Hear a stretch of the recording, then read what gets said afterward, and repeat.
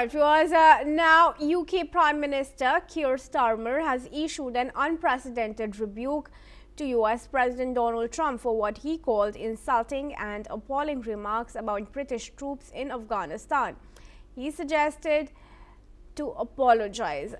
Meanwhile, Trump's former national security advisor, Herbert Raymond McMaster, who served as senior US officer in Afghanistan, has stated that Trump's comments were insulting to those who were fighting in the country.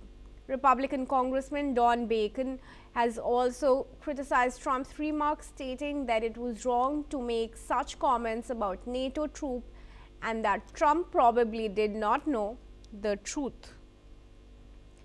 Joining me now in this discussion is Colonel Sanjeet Sirohi. He's international relations and defense expert from New Delhi. Colonel, thanks very much for joining me. Firstly, do take us through the fact sheet.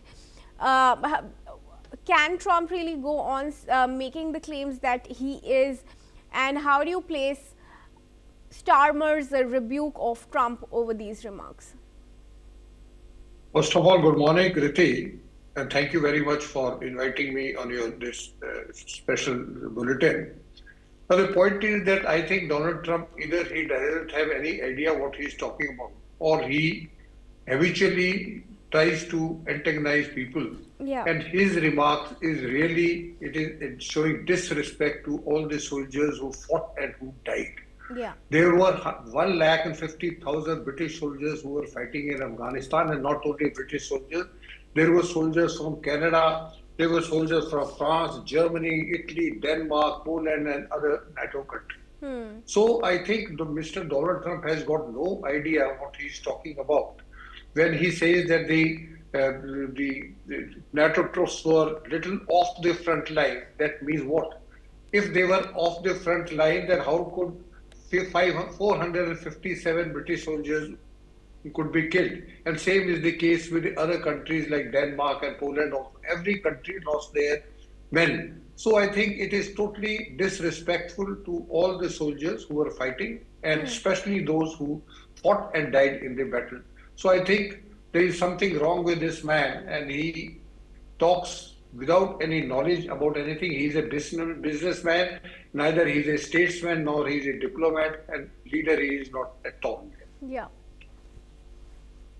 And how do you choose to respond to the fact that Starmer has now spoken out publicly against him, and this is the second time, of course, after declining to join the Board of Peace due to Putin's alleged joining the alliance. Now Starmer once again has gone on to rebuke Donald Trump over these remarks. How do you view these US-UK ties amidst Trump's bizarre remarks?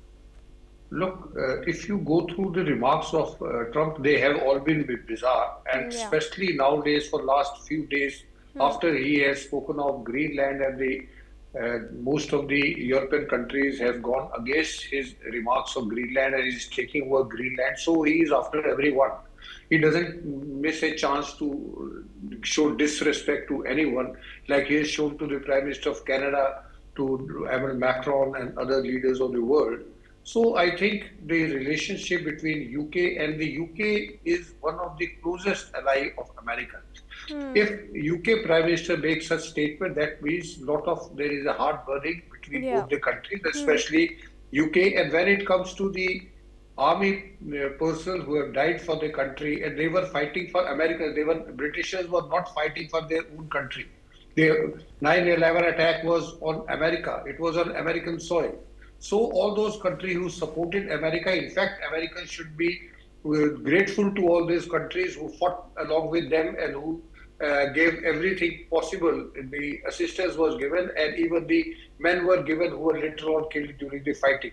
So I think the relations, not only with America, the relations, I think the biggest damage any person can do to America today is Mr. Donald Trump, and I think he's isolating America from each and every country and each and every organization of the world.